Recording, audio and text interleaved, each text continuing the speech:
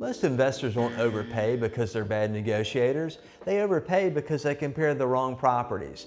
After more than 22 years as a professional real estate appraiser, I've learned that most bad real estate decisions start with the wrong comparable sales. If the evidence is wrong, the conclusion will be wrong. And you may not realize it until after you already own the property.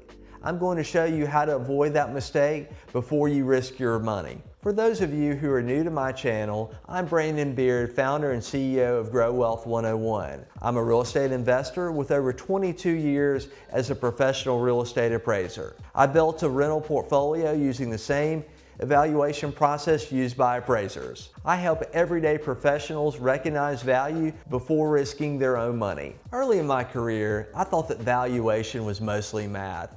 I thought appraisers simply plugged numbers into a formula. The hardest part wasn't calculating value, the hardest part was selecting the right evidence. You may have two appraisers that can analyze the same property in the same market. One arrives at a stronger conclusion because they select better comps. That's when everything changed. I realized something important. Appraisers don't start with value, they start with evidence. Stop asking, what's this home worth? Start asking, am I looking at the right evidence? Everything else comes afterward. Let's talk about why investors get this wrong. Can you use nearby sales? No. A nearby sale isn't necessarily automatically a good comp. Similarity matters more than distance. Can you use the same zip code? Should be fine. Well, buyer behavior changes because of school districts, because of neighborhood reputation, traffic, water supply. You may have commercial influences. The subdivision may have an HOA. Let's look at the street appeal. Distance isn't everything. Can I just use the most recent sales? Well, maybe so. Recent does matter, but relevant matters more. The newest sale isn't always the best sale. Let's look at price per square foot. People say that tells me everything. Buyers don't just purchase square footage, they purchase a lifestyle. Let's look at the layout of a property. Is it functional for that specific family? Is it something that they can grow into? Can they add on to the property? These are things that they're looking at, but they may need to have a situation where it's functional in the interim.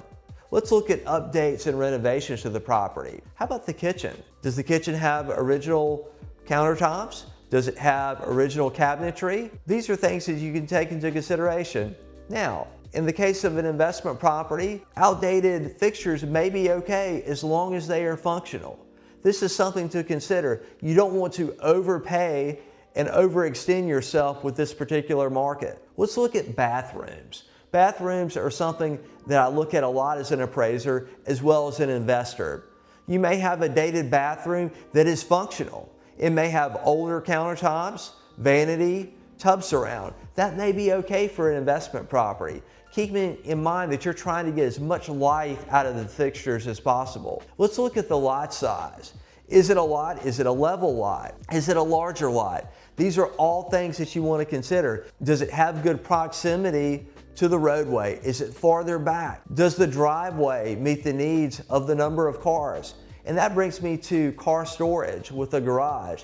Many of my properties do have garages. Some of them have carports. Some of them do not have car storage. What is the market expectation in your market? That's what you want to look for when selecting similar sales. Is it functional? Does it meet the needs, as I said before, of that specific family? The floor plan goes into this as well. This is very, very important. Overall condition of the property.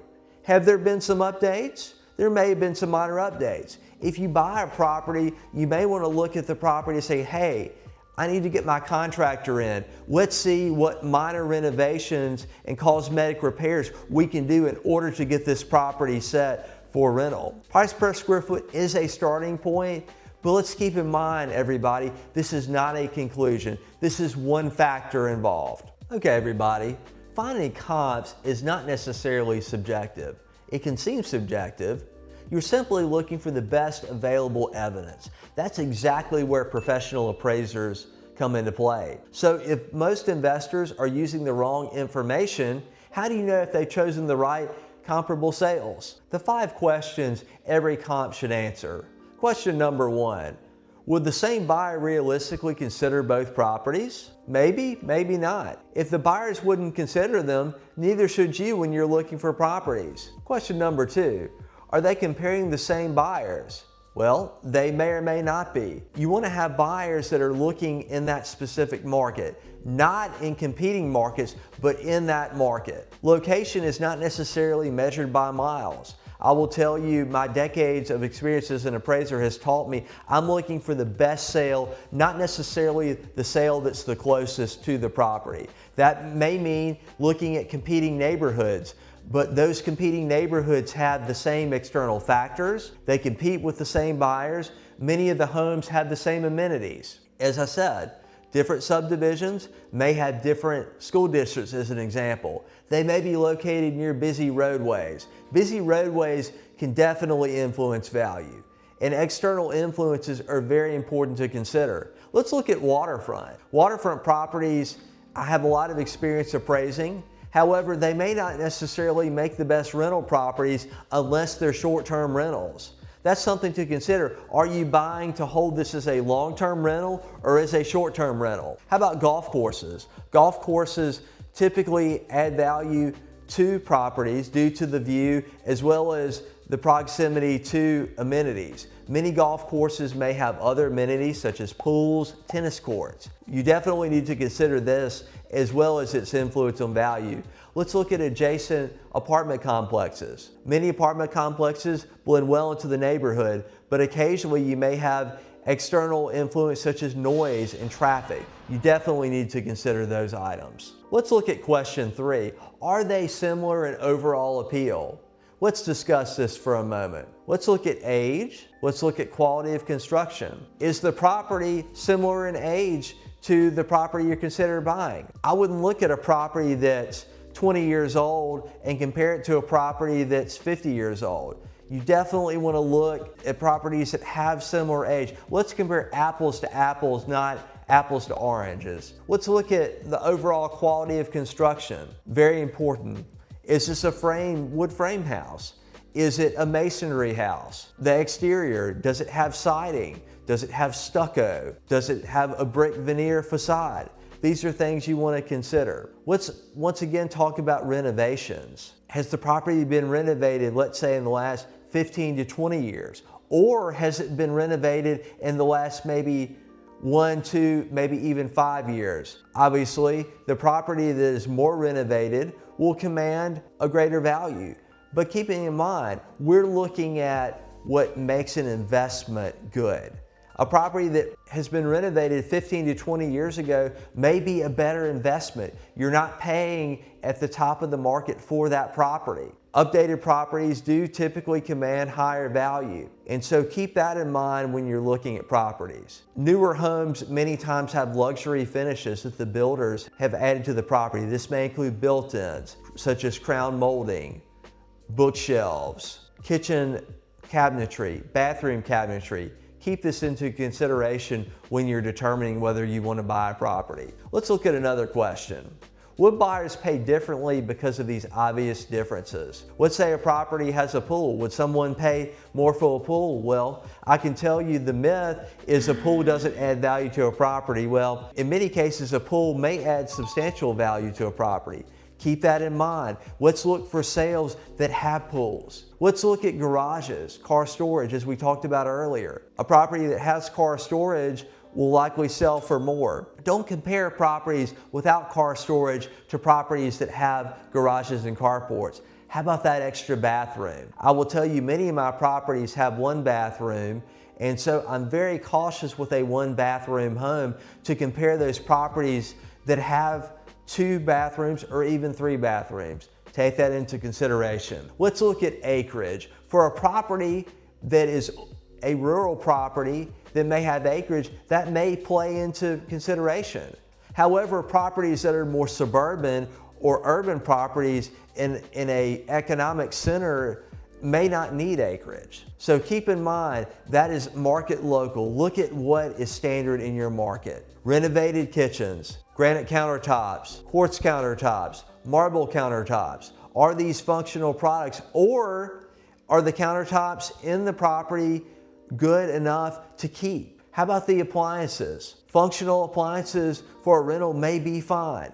Now, if you're buying in a neighborhood that commands you have updated kitchens, you may want to consider doing some cosmetic items. I wouldn't go in and gut the property, but I would look at it specifically to your market. How about detached structures such as workshops?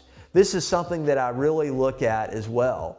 Workshops, especially in rural areas and suburban areas, are big and may add substantial value. Many times people will spend tens of thousands of dollars on those structures. Keep that in mind. Waterfront properties, especially for short-term rentals, that may play into consideration. Basements. In my market specifically, we have very, very few basements, but in the northern part of our state, it is very common to have basements. Do they add full contributory value? This is where the appraiser comes into play, everybody. Let the appraiser help you. You may want to get an appraisal on the front end before you even consider making an offer on this property. Differences don't automatically disqualify a property. They may actually provide basis for different value structure. They just simply need to be recognized. Let's look at another question. Does this comparable reduce uncertainty? Great comps may make value clearer. Bad comps may make value more confusing. Let's look at it from a safe perspective. Does a comp answer those questions? If it doesn't, then maybe you pass on this property. Let's kind of tie everything together. Let's look at value intelligence. This is what we do at Grow Wealth 101. We want to allow you to have the tools to make the best decision. I do individual coaching. This is something that I would highly advise. Let me give you 30 minutes of my time. We can discuss the program that works best for you. It's not necessarily about finding more data. It's about finding the best evidence. And our tools here at Grow Wealth 101 will help you do that. Let's look at some mistakes that people make. Choosing the higher comp because you want the property to work. Let's take emotion out of the equation. Let's recognize neighborhood boundaries. This is a big mistake that investors make. Let's look at properties that are similar, that are in similar competing subdivisions. Comparing renovated homes to outdated homes. This is something that most investors make a mistake. They're hoping to achieve a certain value, and so they're not comparing properties that are similar in terms of condition. Another mistake investors make, comparing properties that were 30 years apart in terms of the year built. Let's not do that. Let's compare properties that are similar in age and have the same amenities. Now, you may say, in my specific market, I don't have that. Well, you may have to go out farther. As we discussed earlier, it's not necessarily the mileage that matters, it's the properties that you are comparing. You're ignoring lot differences. That's another mistake. Let's compare lot sizes that are similar. This is a big pet peeve of mine. Trusting Zillow without verifying comp information. Zillow and other valuation services have tools that will help you to determine value. At least you think they do. You need to be the most educated person in your market, and we can help you do that. You can analyze sales. I would not use these valuation tools. Lenders occasionally use these tools. However, lenders use more sophisticated tools. They don't use Zillow and Redfin. They're actually using tools that truly analyze the market, that extract information from the market. Another mistake, after you find a property and you find one sale that supports it, that is your opinion. You need many, many more sales, everybody. Let's look at 3, maybe 4, maybe 5 sales. You don't base a value just on one sale. And as an appraiser over the years, I have many people that come to me and they say, well, I find one good sale in the neighborhood. Okay, well that's good though, but you need more than one sale. Another mistake, trying to justify a purchase instead of testing it. Testing it with the sales. Get with an appraiser, sit down with the appraiser. The appraiser has great knowledge and can apply their skill to helping you find that property that works best for you. And once again, at Grow Wealth 101, we have the best tools. I will say though, the market is not based on hope. The market is based on data. The evidence wins every time. All right, let's reinforce today's lesson. If you take one thing away from today's lesson, remember this. Most investors don't overpay because they're bad negotiators. They overpay because they compare the wrong properties. Great investment decisions start with great evidence. Connect to value intelligence. Remember, value intelligence isn't about becoming an appraiser, it's about learning to think like one. The better evidence you have, the better decisions you make. If you're serious about becoming a more confident real estate investor, I'd love to invite you to join Grow Wealth 101 in our community. That's where combining these things with value intelligence creates lessons that answer all of your questions, from real-world investors to newbie investors. And helping everyday professionals is what makes smart investment decisions using evidence instead of emotions. Now that you know how to identify better comps, let's look at one question you need to answer. What do you do when two houses are exactly alike? In the next value intelligence lesson, I'll show you how professional appraisers think about adjustments and why understanding them can keep you from making costly valuation mistakes. Join us for that lesson, and I'll see you inside the community.